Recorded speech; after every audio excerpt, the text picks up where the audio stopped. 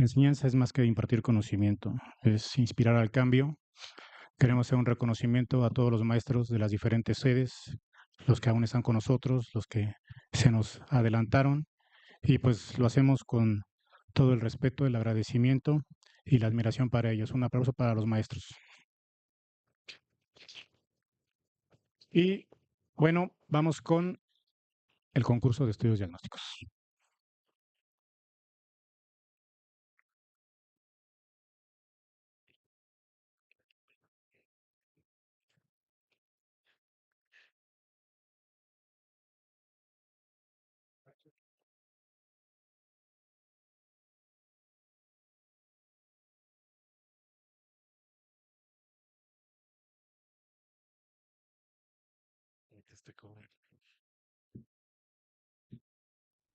Muy buenas noches a todos. Vamos a dar inicio al concurso de estudios diagnósticos del mes Creo de que no se mayo. escucha. De acuerdo a la sospecha diagnóstica más probable, ¿cuál es la maniobra terapéutica más adecuada? Opción A, nefrectomía radical. Opción B, ureteroscopía diagnóstica con toma de citologías. Opción C, ureteroscopía más endolitotripsia. Opción D, manejo médico con antituberculosos. Después de la manifestación renal, ¿cuál es el segundo sitio afectado más frecuente? Opción A, uréter. Opción B, vejiga. Opción C, epidídimo. Opción D, próstata. ¿Cuál es la principal vía de diseminación en esta entidad genitourinaria? Opción A, linfática. Opción B, sexual. Opción C, hematógena. Opción D, litiásica. Hombre de 29 años de edad, proveniente de La Habana, Cuba, acude a consulta por incremento progresivo de volumen escrotal y sensación de pesantez. Se realiza un ultrasonido escrotal y testicular con el siguiente hallazgo. ¿Cuál es el agente causal? Opción A, Schistosoma hematobium. Opción B, Fukereria bancrofti. Opción C, Candida africanum. Opción D, Echinococcus granulosus. De acuerdo a tu sospecha diagnóstica, ¿cuál es el mejor manejo? Opción A, albendazol. Opción B, anfotericina B. Opción C, praziquantel. Opción D, metronidazol. Tercer caso, mujer de 45 años con antecedente de enfermedad renal poliquística del adulto, postoperada de trasplante renal de donador cadavérico hace 6 meses. Inició con incremento de creatinina paulatino, última en 3.5 gramos por decilitro, se encuentra afebril y sin dolor abdominal y con orina clara. ¿Cuál es el diagnóstico más probable? Opción A, litiasis renal. Opción B, catéter doble J olvidado. Opción C, pieloureteritis incrustada. Opción D, tuberculosis del injerto. ¿Cuál es el agente causal más frecuente de esta patología? Opción A, Escherichia coli. Opción B, Proteus mirabilis. Opción C, Mycobacterium bovis. Opción D, Corynebacterium murialyticum. Además de antibiótico, ¿qué se debe de agregar en el manejo? Opción A, acidificar orina. Opción B, alcalinizar la orina. Opción C, litotripsia. Opción D, explante. La razón por la que se genera este hallazgo es por el exceso de ureasa que genera una acidificación del pH urinario ocasionando el depósito de magnesio, amonio y fosfato. Opción A, verdadero. Opción B, falso. Muchas gracias y espero que les vaya muy bien.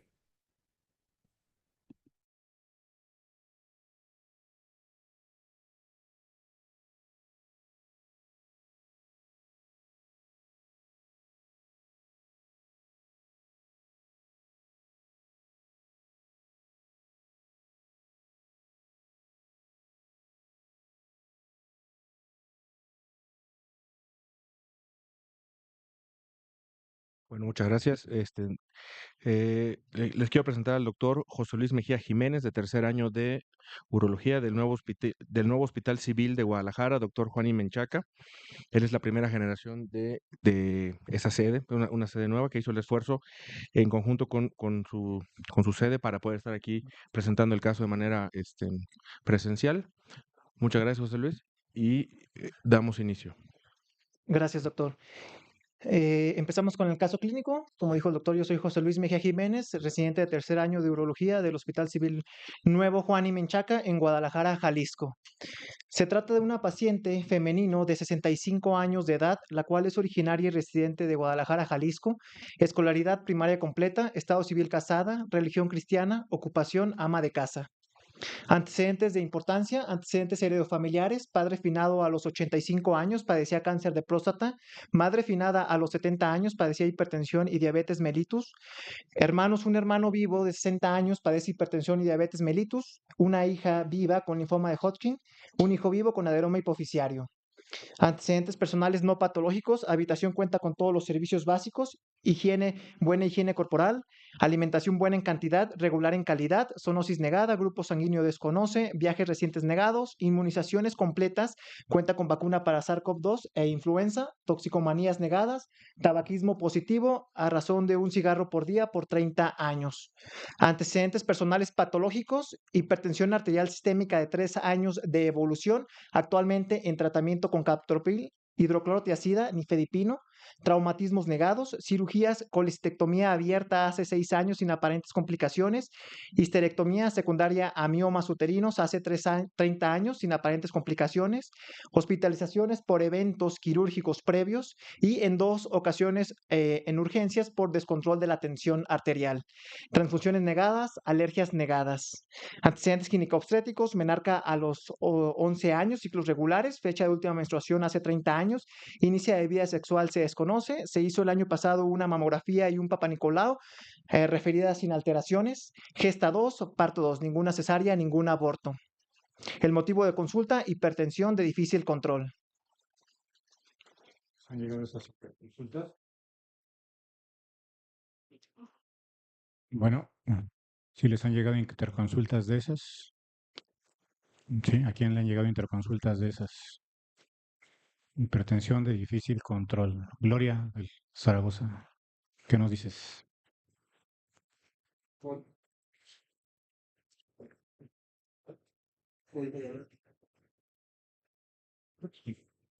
en el audio, porque si no, no sale su nivel nacional.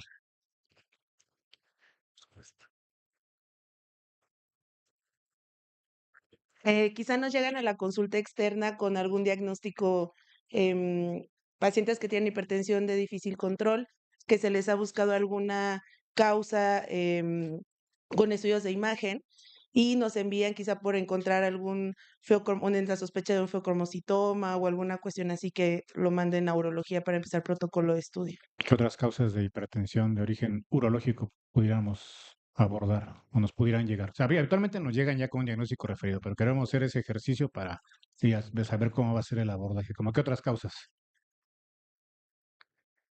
¿Solo el feocromocitoma?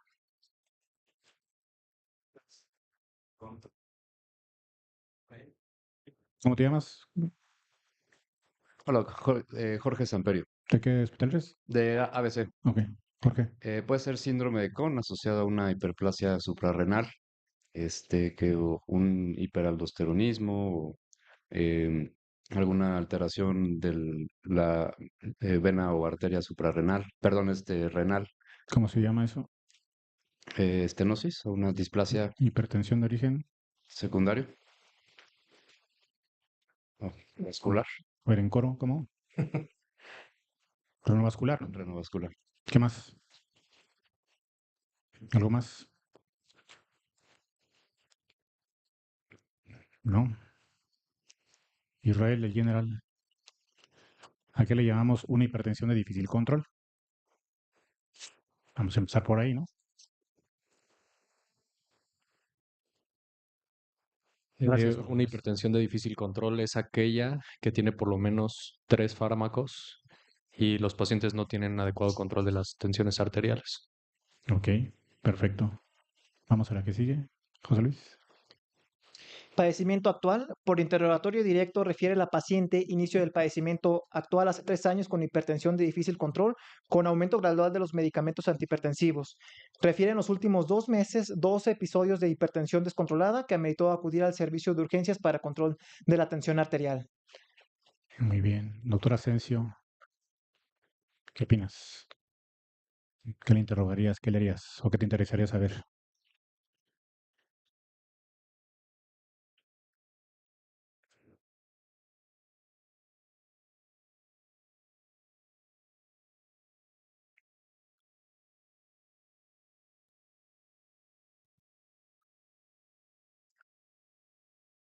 ¿Quién le interrogaría o cuál es la pregunta?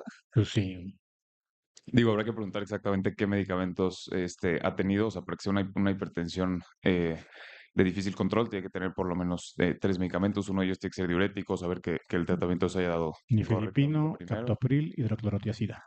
Ok, entonces asumimos o sea, que sí. Ajá. Este, pues digo, como para empezar a orientar un poquito el diagnóstico con las causas que ya vimos, preguntarle si tiene algún otro dato que nos pueda orientar hacia un origen suprarrenal, ¿no? O sea, no solo los episodios de hipertensión, si tiene pues bochornos, cefaleas, si tiene como, no sé, algún otro dato de... eh, ¿Bochornos? eh, ah, ¿Pero se puede ser por la menopausia o no? o sea, sí, pero pues estamos ahorita abordando un poquito esta parte también. O sea, nos puede orientar un poco eso, o sea, si llega a tener como crisis pues sí, de bochornos, de sudoración, de cefalea intensa, si tiene palpitaciones, si tiene, pues no sé, interrogar datos de hiperandrogenismo, ¿Cómo que datos de hiperandrogenismo? pues que tenga, no sé, hirsutismo, por ejemplo, ¿Pensando en qué? en, o sea, digo, buscando algún tipo de origen, o sea, no sé, algún tumor en la suprarrenal, algo por el estilo, no específicamente feocromocitoma, sino arriba en la corteza. Ok. Daniel Nuño, ¿qué opinas? Hola, doc. Bueno, también se tiene que preguntar o agregar qué otros síntomas ha tenido la paciente, si ha tenido o si se le ha hecho algún estudio de laboratorio que nos pueda indicar sobre, por ejemplo, si tiene anemia, si ha tenido como parte de las causas también renales, no nada más quedarnos, como dijimos, con lo suprarrenal, si ha tenido, por ejemplo, algún tipo de manifestación también, ¿cómo se llama? Pues como en otro sistema gástrico o que nos pueda llevar a pensar pues, en uno de los demás padecimientos. Ok, o sea, también investigar que no sea una cuestión parenquimatosa, ¿no? Como dices, Ujú. puede O ser sea, una, que sea de puede origen ser. renal, eh, digo, y pues empezar a sospechar y hacer algún estudio de gabinete para ver si tiene, no sé, hipoplasia renal, incluso, o bueno, más bien atrofia. Ok, bien, bien. Compañeros de Iztapaluca, ¿qué nos pueden decir de la hipertensión renovascular? ¿Entraría, no entraría? ¿Sospecharían, no sospecharían? Ya, Adrián.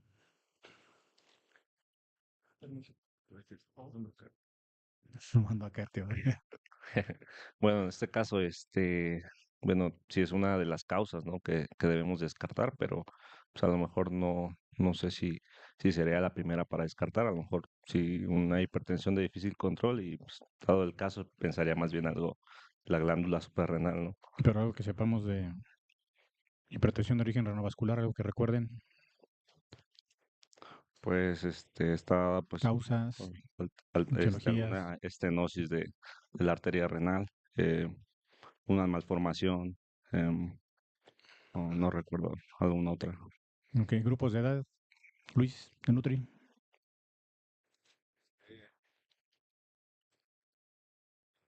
Pues sí, normalmente la hipertensión difícil de control se presenta en pacientes más jóvenes, ¿no? Característicamente, pensando por ejemplo en el feocromocitoma, pues normalmente son personas más jóvenes, 20, 30 años, que empiezan con la dificultad. Pacientes más añosos, pues se piensa primero en una hipertensión de origen primario, ¿no? Ok. Entonces, bueno, para ir englobando, ¿no? Para ir contextualizando cómo podemos abordarlo. Muchas a veces ya nos llegan con diagnóstico, pero pues es un tema que casi no revisamos y que vale la pena ahondar en algunos puntos para que se generen más dudas y se vayan a leer sobre eso. ¿Sale? Seguimos, Luis. Dentro de la exploración física encontramos unos signos vitales, una tensión arterial de 160/100, una frecuencia cardíaca de 105, una frecuencia respiratoria de 19, temperatura de 36. Las constantes vitales, un peso de 80 kilogramos, una talla de 1.75 con un índice de masa corporal de 26. La paciente consciente, orientada, con adecuada coloración e hidratación mucotegumentaria, hábito sectomórfico, fases sin características, llenado capilar inmediato, Glasgow de 15 puntos, precordio rítmico, sin soplos ni agregados audibles, abdomen blando, depresible, ruidos peristálticos presentes 3 por minuto, sin dolor a la palpación profunda ni superficial, sin datos de irritación peritoneal, Giordano bilateral negativo, genitales acorde edad y sexo, extremidades eutróficas. Ok. Rosario, buena tarde. ¿Qué opinas? Ahondando en los datos que preguntó Marco, ¿qué datos sí tenemos positivos, José Luis? Tenemos que la paciente también presenta palpitaciones, sudoraciones nocturnas y presentó 2 cuadros de epistaxis relacionado con el aumento de la presión arterial. ¿Qué opina Rosario? ¿Podemos pasar el micrófono acá adelante?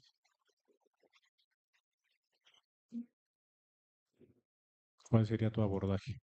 Ya tenemos más datos todavía.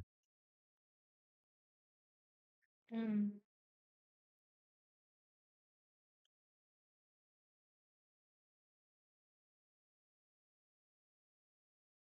Femenino, 65 años. Pues sería pedirle estudios de extensión. Estudios de extensión. Aquí vamos estudios de extensión. Cuidado con esos términos, que no, estudio de extensión es para buscar Bueno, o sea, para hacer el abordaje cómo lo diagnóstico vamos a de esta abordar. paciente.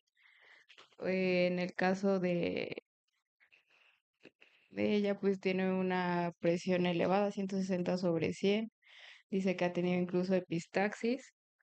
Entonces, pues de primera instancia sería checar, mm, pues a lo mejor un electrocardiograma o algo así para checar que no tenga algún daño a órgano blanco. Bueno, sí, pero lo hace más cargo a nosotros que nos tocaría. Y en este ¿Qué caso, le pues, pediríamos? Que también ya nos llegan con muchas cosas, pero para saber lo que decía mucho Daniel, ¿no? O sea, abordarlo como un paciente habitual, tratando de buscar ciertas cosas.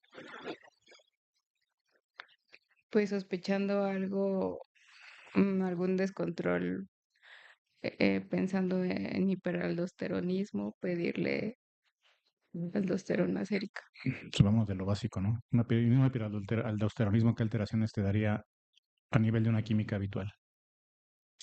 Bueno, sí, Mm, alteraciones en los electrolitos séricos, ¿Cuáles principalmente? disminución del potasio. A ver, disminución. El, ujú.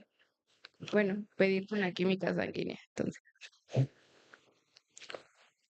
Entonces, química. Ujú. A ver, ¿cómo ven la función renal y todo eso? Pues está dentro de parámetros normales, Ok. electrolitos séricos. Electrolitos séricos.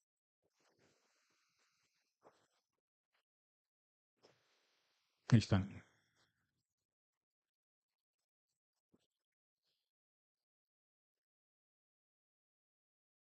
Podríamos descartar algunas causas no con esos estudios nada más. O sea, yéndonos a descarte, pues, siendo esa dinámica. Con,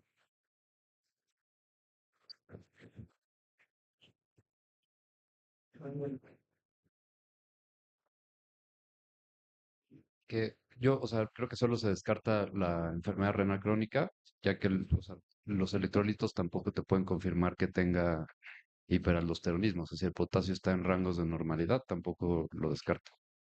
ok, ¿y qué opinas de ¿cómo se llama? De la creatinina, ¿estaba en cuánto? 0.8, 0.8. Entonces descartaríamos un daño parenquimatoso. Digo, la glucosa, ¿cómo la viste? pues en rangos de normalidad, no está descontrolado. Algo de cortisol consideraríamos, ya con esa glucosa. Pues siento que tampoco lo descarta, pero pues tampoco lo apoyaría el O tu diagnóstico. abordaje sería por ahí más bien. La pregunta sería esa. ¿Continuarías tu abordaje por ahí? No, No, o sea, eso. ¿Qué le pides? ¿Qué harías? pues ya le solicitaría yo creo que una resonancia magnética ¿Resonancia magnética de qué? de glándulas suprarrenales. ¿En qué contexto? ¿Cuál es el estudio con el cual empezamos el estudio de suprarrenal? O bueno, más bien, Recomendación, pues, ¿qué recomendación hay bueno, me respecto al estudio? extendería o sea, laboratorios, pedirle No, me cortisol. refiero al estudio de imagen. Siempre resonancia. ¿Cuándo sí, cuándo no? ¿Cuál es el estudio de elección? Te la pongo de otra manera. Un tumor renal, ¿tú cómo lo abordas? ¿Con una resonancia de inicio siempre? No, una tomografía. Ok, entonces vámonos a los estudios un poco más asequibles, llamémosle, no sea por costos, por cuestiones de realización. A veces no es tan factible hacer resonancias, ¿no? Entonces, y muchos pues ya no tienen resonador incluso. Entonces vámonos a los estudios más asequibles, que es lo que te va a normar esa conducta, ¿no? Ya después, si el estudio no te es concluyente, bueno, se valorará, pero traten de irse en ese orden, ¿no? De hecho, las guías lo manejan de esa manera, ¿no? ¿Qué pedirías entonces?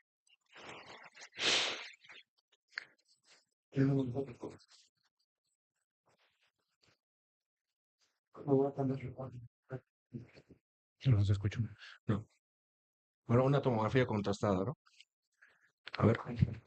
¿Quién dijo yo? ¿Quién la quiere interpretar? Javier, el general. A ver, deja que pasen el micro. Pues, estamos siempre podemos en el inicio. Gracias. Ah, podemos Ponemos la volver sim- a ponla, pasarla. ponla primero la simple. La simple. Bueno, es una tomografía simple en corte axial. Vemos ambos hemitórax de características normales. El mediastino se ve normal, columna normal, glándula hepática de características normales, homogénea. Unidad renal izquierda, parenquima normal, derecha también, no se ven dilataciones. Bueno, hay una dilatación en el sistema, bueno, a nivel de la pelvis renal derecha, abundante materia fecal.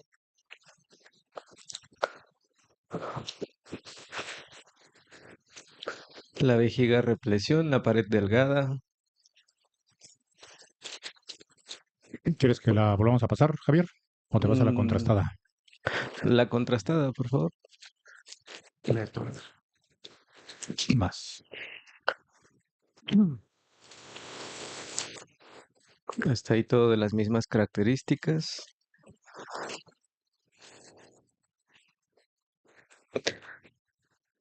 Sí, parece, pues ahí esa lesión a nivel de aparentemente de la suprarrenal izquierda. Parece que es la imagen de la derecha, una pelvis extrarrenal. No sé si podemos regresarnos o poner el coronal.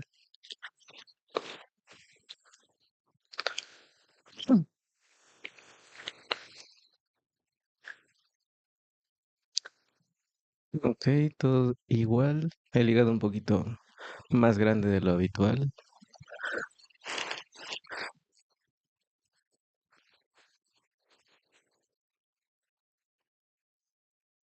Ahí se ve una imagen hiperdensa a nivel aparentemente de la suprarrenal izquierda. Um, el parénquima renal lo veo normal, los vasos renales. ¿La podemos repetir?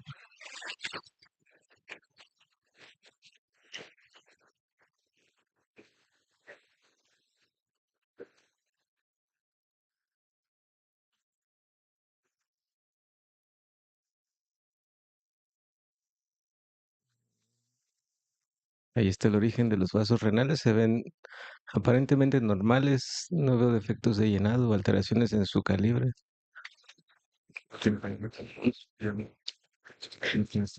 Probablemente una lesión dependiente de la suprarrenal izquierda. ¿Qué, ¿Qué dimensiones tenía? ¿En cuánto la midieron? 5 centímetros. 5 centímetros. Pues sí, toda lesión de 4 centímetros o mayor tiene que protocolizarse. Perfecto. ¿Cómo la protocolizaríamos? ¿Qué le haríamos? ¿Te interesaría saber algo más en la tomografía? Ya la tienes ahí contrastada. Pues como parte del propio protocolo hay que ver el tiempo de lavado o el washout. ¿A qué nos referimos con eso? Acuérdate que hay R1 que no saben qué es la fase de lavado. Es el tiempo de aclaramiento que tiene en este caso esa lesión, dependiendo o con respecto a su medio de contraste o a la fase de contraste. ¿Y de qué nos hablaría la fase de lavado? O sea, ¿cómo interpretar la fase de lavado, compañeros de Nutri? ¿Qué dicen, Luis? ¿Cómo lo interpretamos? Porque es importante entender esto. Porque a cualquier masa suprarrenal, muy bien, Javier, a cualquier masa suprarrenal tenemos que hacer ese tipo de discriminación. Por eso hay que pedir la tomografía de manera adecuada. Sí, pues se administra el contraste intravenoso y 10 minutos posterior a la administración se evalúa el aclaramiento. Característicamente los ferrocromocitomas tienen un aclaramiento de más del 50% a los 10 minutos y eso te hace diferenciar precisamente una lesión que pudiera ser maligna de una benigna como el feocromocitoma. Y obviamente también hay que prestar atención a la atenuación. Normalmente son mayores a 20 unidades Hounsfield. Y pues que no tengan datos de vascularidad anormal y demás para la evaluación de las masas suprarrenales. Ok, ¿tenemos esos datos? Ujú. Sí, doctor. Ahí está, ¿qué opinan?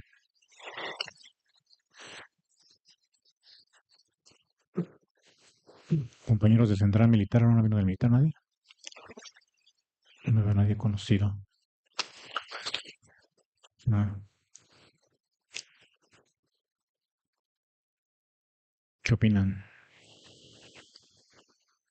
Compañeros del Zaragoza, parte de Gloria, Manuel, ¿quién más estaba? Manuel, ¿qué opinas de la tomografía? Acá está. O de esos datos.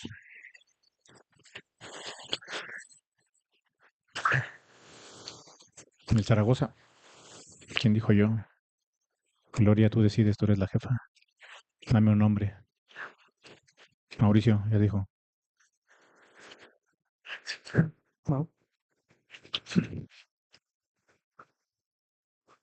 ¿Qué opinas con esos datos y lo que nos comentó ahorita Javier y Luis?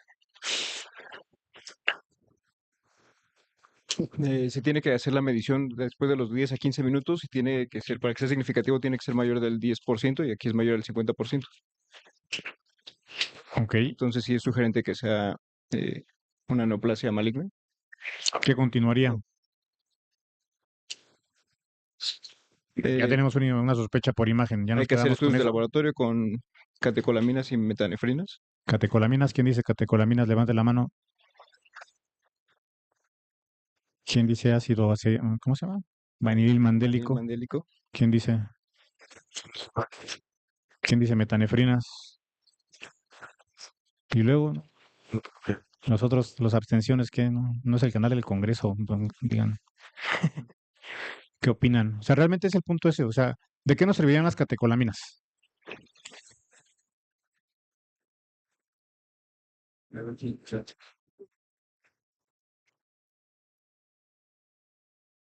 qué nos sirven? ¿Sirven o no sirven? A ver, acá los compañeros Luis de nutrición, lo veo. En realidad depende de la sospecha, ¿no? Si la sospecha de inicio es alta, lo recomendable es tomar metanefrinas en plasma. Si la sospecha es baja, se pueden tomar metanefrinas en orina y en caso de que sean elevadas, confirmarlas con las metanefrinas en plasma. Pero pues sí, sí son importantes porque así Pero se hace el diagnóstico. catecolaminas, me refiero a No, catecolaminas. las catecolaminas en realidad no, o sea, se evalúan los metabolitos. La verdad no sé exactamente por qué no, pero lo que se miden son las metanefrinas. Pasa que las catecolaminas, acuérdense que estas son por crisis. Solo cuando tengan la crisis va a elevar catecolaminas. O sea, no van a estar constantes todo el tiempo. Por eso nos vamos a los metabolitos, como dice Luis. Ácido vanilil mandélico, ¿aplica o no aplica?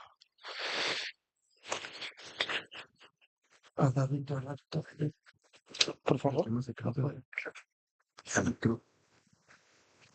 Sí, de hecho, cuando se tiene la disponibilidad, se puede medir el ácido valinilídico junto con también metanefrinas en orina en 24 horas, es con lo que se podría medir y hacer también un probable diagnóstico. Y si nada más te alcanzara para uno de los dos estudios, ¿cuál preferirías? No, metanefrinas plasmáticas. Metanefrinas, ¿no? ¿Tenemos metanefrinas? Ahí están. ¿Qué opinas, Ramsés? Ramsés, el urocápsula.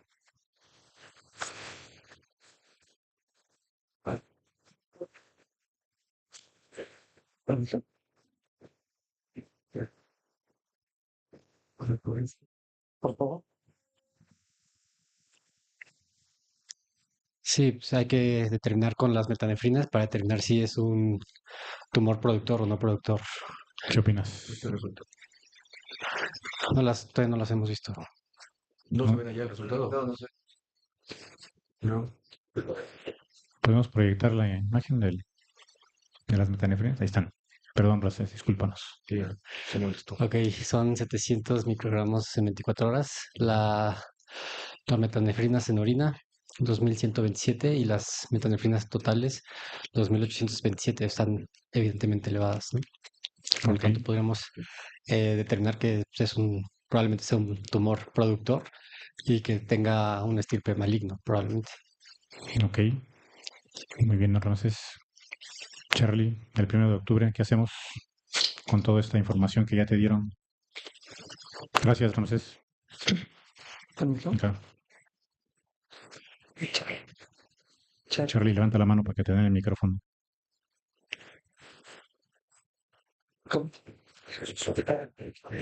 Pues también se podría complementar quizás con una prueba de cortisol, o sea, terminar de completar el protocolo hormonal. O sea, ya sabemos que es Cortisol. productor, pero también le podemos pedir cortisol quizás en... Te va a cambiar tu manejo. Perdón. ¿Te va a cambiar el manejo el tener el cortisol? No, ¿Es productor? no, realmente no. Quizás ya iniciaría el protocolo quirúrgico, porque pues sí, es un tumor productor, entonces sí, a final de cuentas tendremos que ya evaluar el tratamiento quirúrgico. Sí, ¿cómo lo llevarías a cabo el protocolo quirúrgico de un probable feocromocitoma?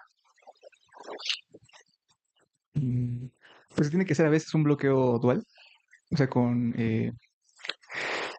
o sea, alfa bloquear y beta bloquear para no desencadenar ahí una crisis hipertensiva. ¿Cómo?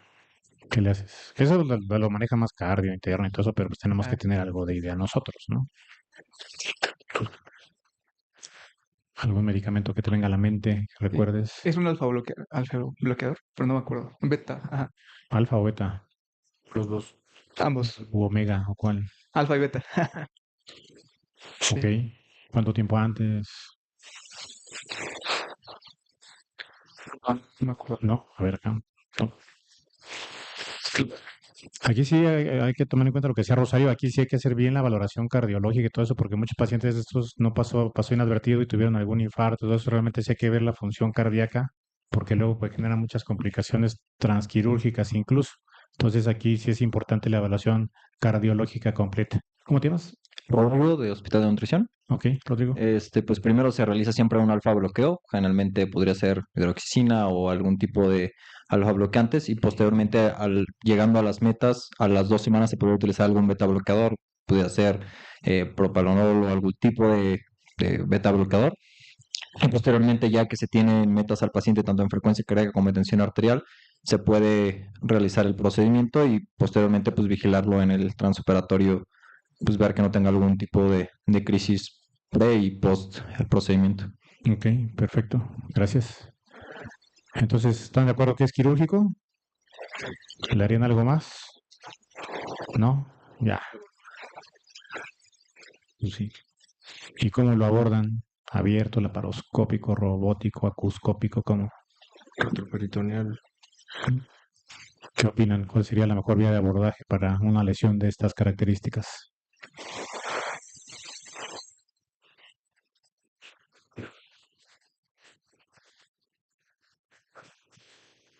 ¿Quién dijo laparoscópico?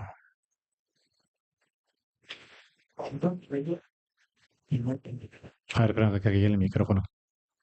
Por favor.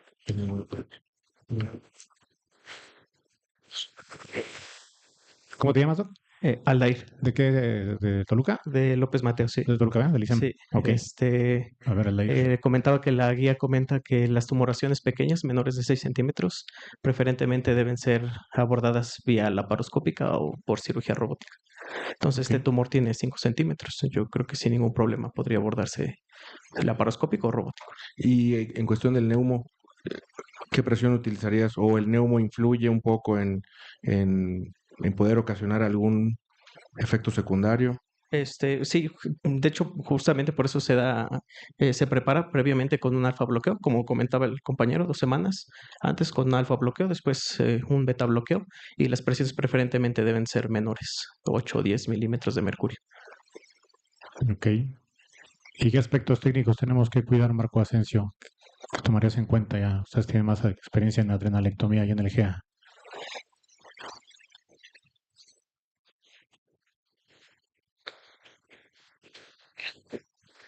Y a la mañana, sí.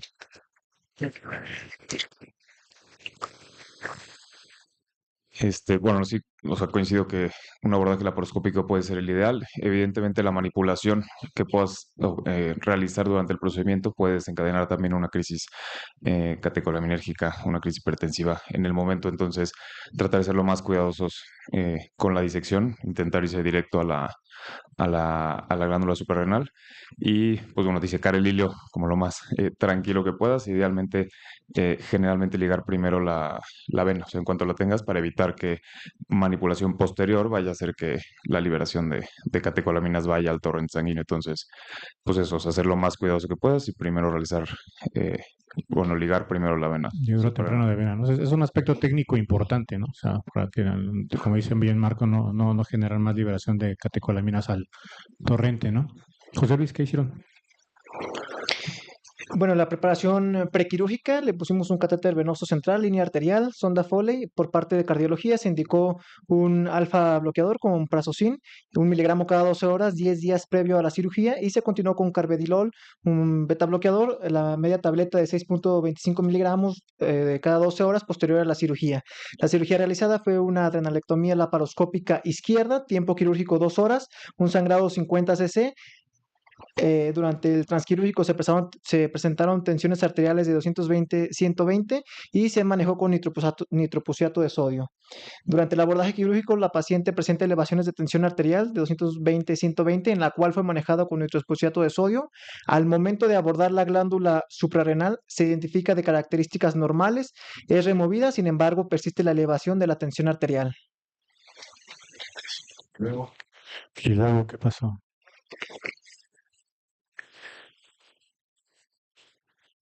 Me quitaron la adrenal y hipertensa.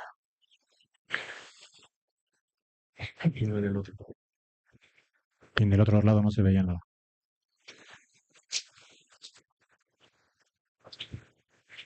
¿Qué opinan? Hagan de cuenta que están ustedes en el quirófano y les pasa eso. El libro estéril. ¿Qué opciones tenemos?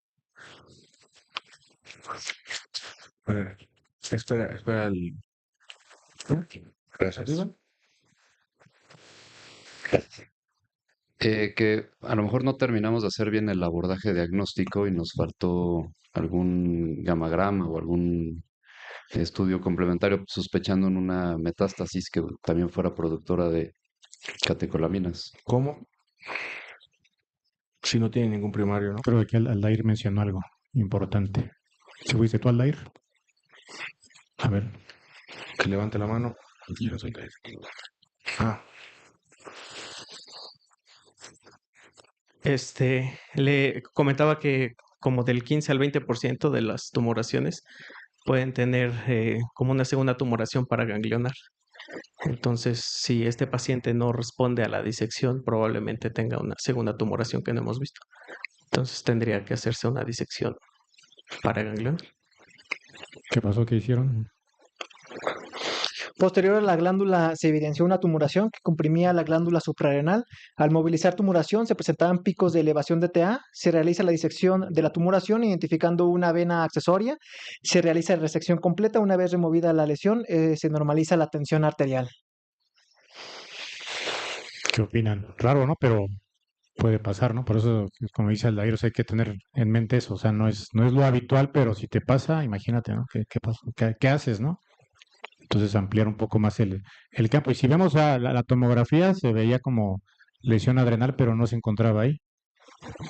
Entonces era más para ganglioma aparentemente que lesión adrenal. El histopatológico, ¿qué reportaron? El histopatológico, en la macrofotografía, note su centro café carnoso, así como su periferia amarillo ocre. En la microfotografía, aumento al 10, un vaso nutricio central que está señalado con la flecha roja, alrededor del cual se disponen las células que conforman la lesión, mismas que se organizan en un patrón en nidos. Y a la microfotografía en 40, el tamaño grande de las células, así como su citoplasma amplio, eosinófilo, granular, con núcleos ovoides de cromatina abierta y nucleolos evidentes, que están marcados con la flecha roja, que alternan con algunas células de menor tamaño, fusiformes, con citoplasma moderado y nucleolos hipercromáticos marcados con las flechas negras.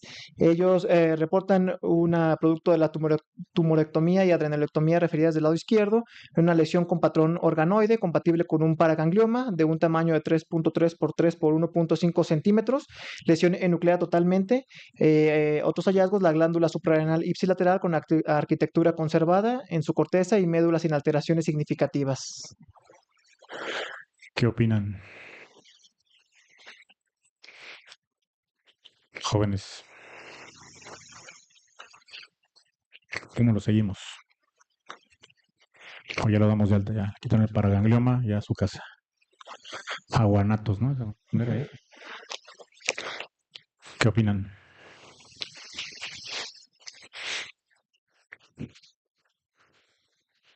Israel, ¿qué opinas?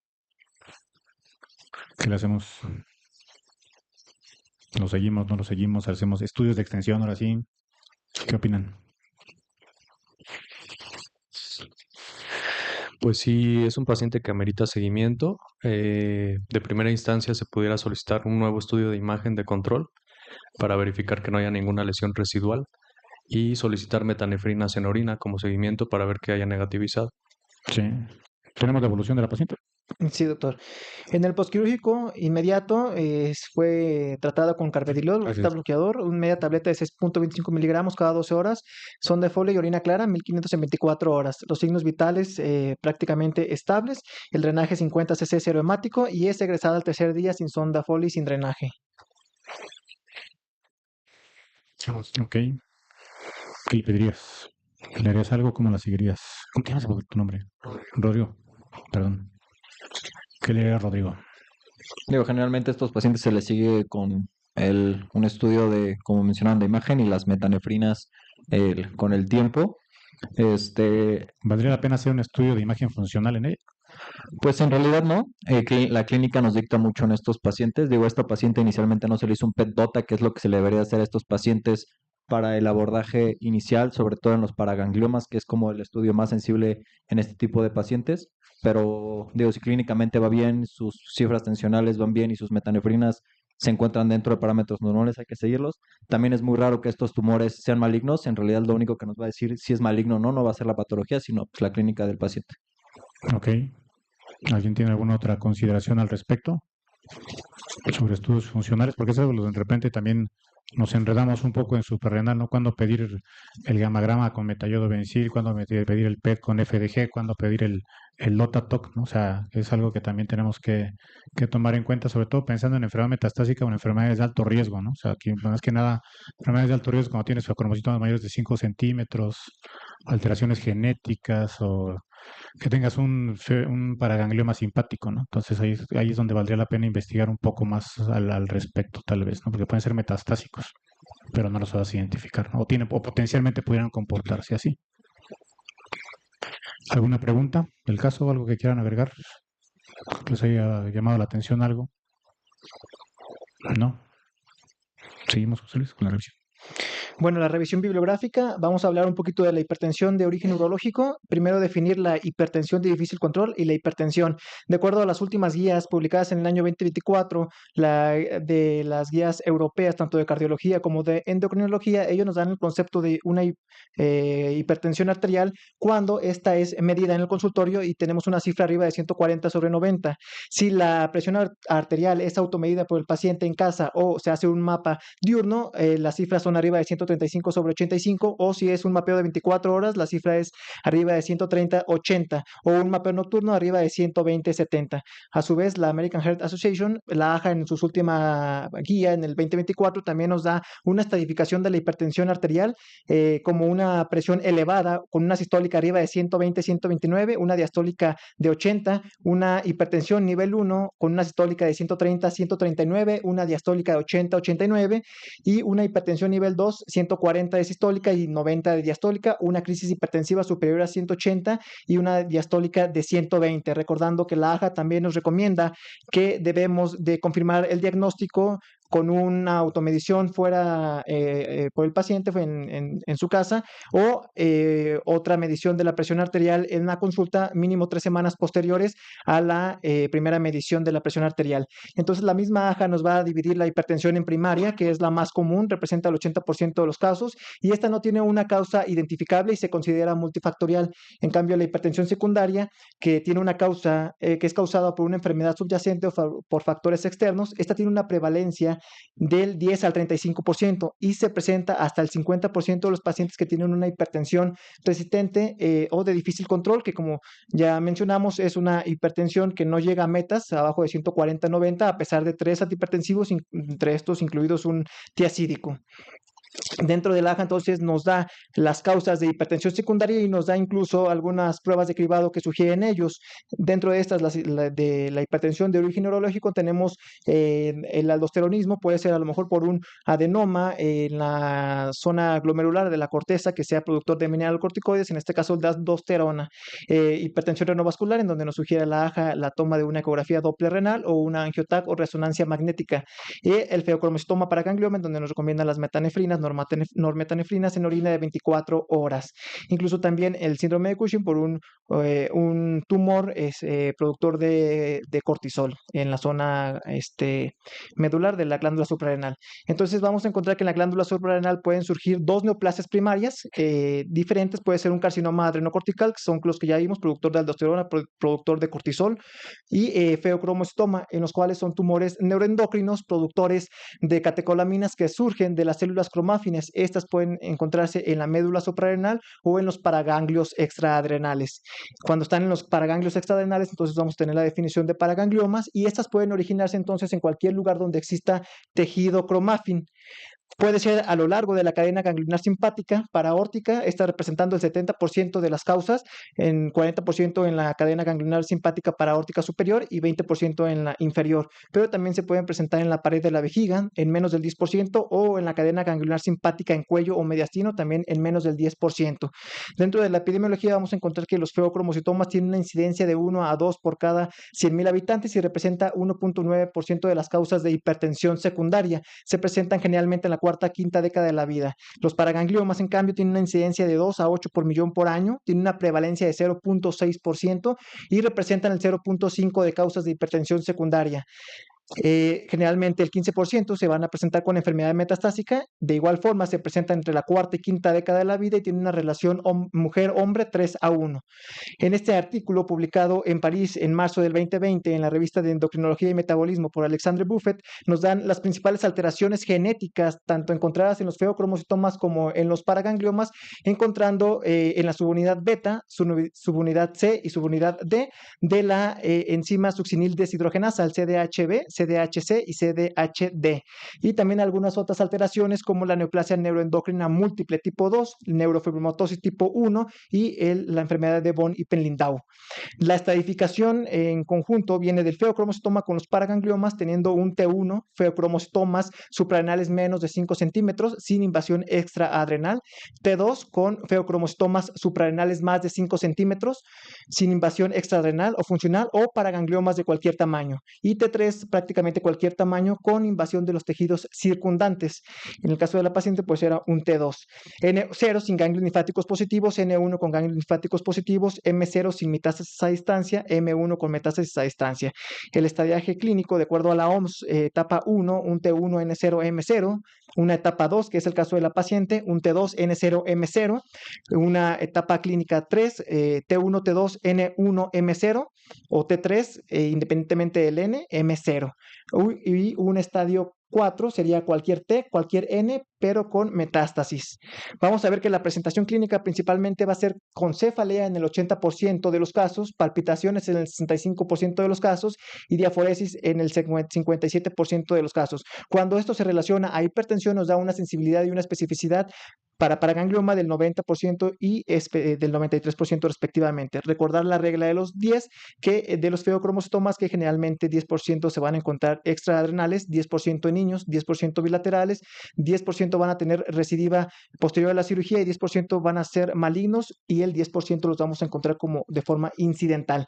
El diagnóstico bioquímico, se debe de solicitar de preferencia las metanefrinas, por lo que ya mencionábamos. Las catecolaminas solamente se van a ver positivas cuando hay picos o crisis de liberación de estas, y las metanefrinas siendo más sensibles y específicas. Las podemos pedir fraccionadas, plasmáticas o urinarias en 24 horas. Sí, se puede llegar a pedir también el ácido vinilmandélico, el neuropéptido Y, la cromogranina A, el péptido derivado de la secretogranina 2, el EM66, la enolasa neuroespecífica y la metoxitiramina, no superiores a las metanefrinas estas.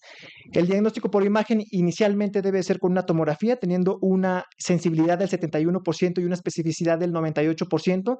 En dado caso que no se pueda tomar una tomografía, como opción se puede llegar a tomar también una resonancia magnética con similitudes en la sensibilidad y en la especificidad.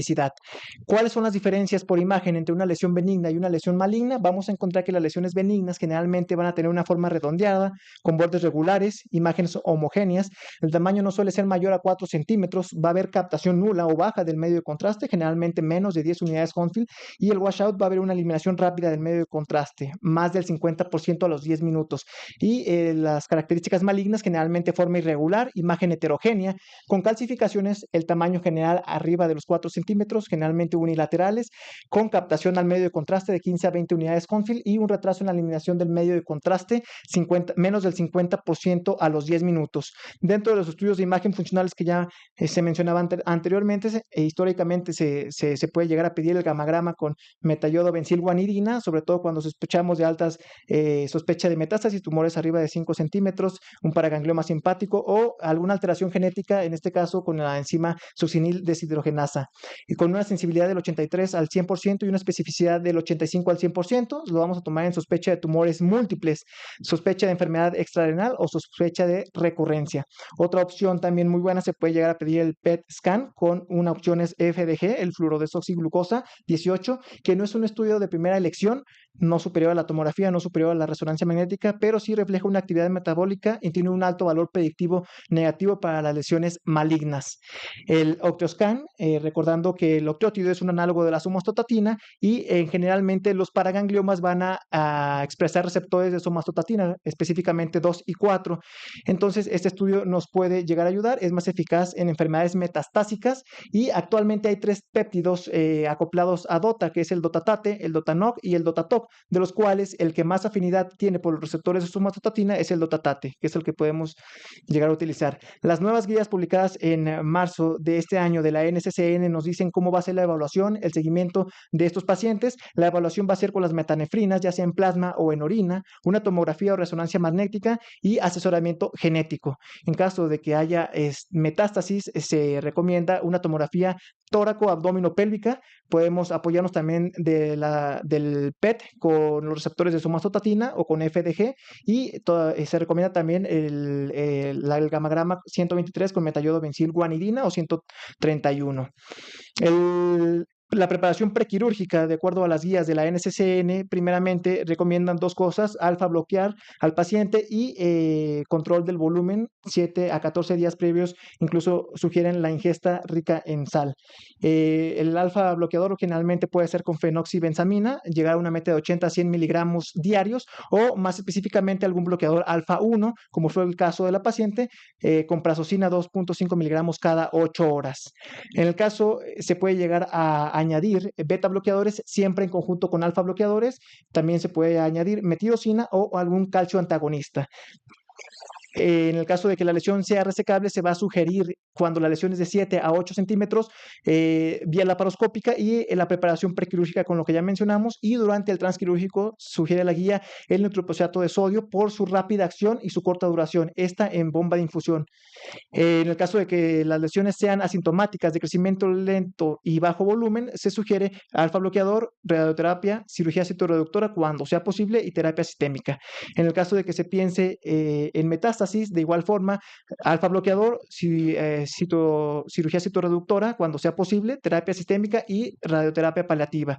El seguimiento de estos pacientes, ya por último, lo vamos a hacer el primer año, va a ser cada 3 meses, cada 12 semanas, con la medición de las metanefrinas en orina de 24 horas, tomografía o resonancia magnética. Después del primer año, del primero al tercer año, el seguimiento va a ser cada 6 a 12 meses con los estudios que ya mencionamos, y posterior al cuarto año hasta el 10º año, el seguimiento va a ser anual con los estudios también ya mencionados.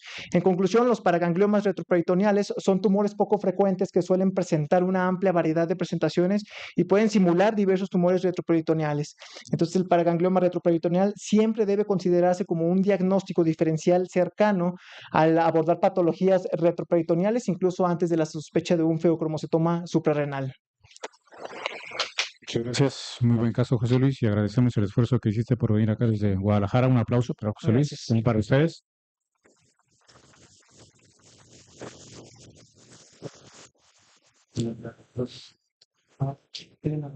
Vamos a las respuestas del concurso. Gracias, José Luis. Bueno, vamos a ver las respuestas al concurso de estudios diagnósticos. El primer caso es el signo de la margarita o daisy flower, que se da por una obstrucción de la pelvis renal y una dilatación de los cálices. Y el segundo es el signo del uréter en sacacorchos, por una cicatrización crónica del uréter, y es por eso que se ve arrosariado en esta nefrostografía. Y estos dan indicios de tuberculosis geniturinaria. Por lo tanto, el manejo médico con antituberculosos, la respuesta B es la correcta. El segundo sitio más afectado después del riñón suele ser el epidídimo, con calcificaciones en el epidídimo. Entonces, la respuesta correcta es la C. La principal vía de diseminación es la hematógena. La respuesta correcta es la C. Y este caso es un hombre que proviene del Caribe, con hidrocele, donde en el hallazgo ultrasonográfico se ve la danza filarial. Entonces es una filariasis geniturinaria, y el único microorganismo que genera esta filariasis dentro de estas opciones es Wuchereria bancrofti, y la respuesta B es la correcta. Dado que es un parásito, el manejo adecuado sería albendazol, que es la respuesta A. Y en este tercer caso es una mujer postrasplantada con cierta inmunosupresión, donde empieza a fallar el injerto. Se da a entender que se retira el catéter JJ, y la respuesta correcta es una pielureteritis incrustada por este microorganismo, Corynebacterium murialyticum. Entonces, la respuesta correcta es la opción C, pielureteritis incrustada, ocasionada por Corynebacterium murialyticum, que es la respuesta D. Además del antibiótico, ¿qué se debe de agregar al manejo? Se debe de acidificar la orina, que es la respuesta A. Y esto es en relación a esta pregunta, ya que este Corynebacterium murialyticum genera demasiada ureasa, genera una alcalinización del pH urinario y genera un depósito de magnesio, amonio y fosfato, como los litos de estrubita. Por lo tanto, no es una acidificación, es una alcalinización, y la respuesta correcta es B, falso. Muchas gracias y espero que les haya ido muy bien. Nos vemos en Guadalajara. Bueno, el ganador es el doctor Manuel Molgado Garza, residente del Hospital Universitario Doctor José Eleuterio González de la Universidad Autónoma de Nuevo León. Entonces, muchas Felicidades. felicidades. Que se ponga en contacto con el personal de la Sociedad Mexicana Para ver el premio. para el premio. Pues agradecemos mucho su presencia y su participación, jóvenes, y nos vemos entonces el sábado para las contiendas. Muchas gracias. Buenas noches. Buenas noches.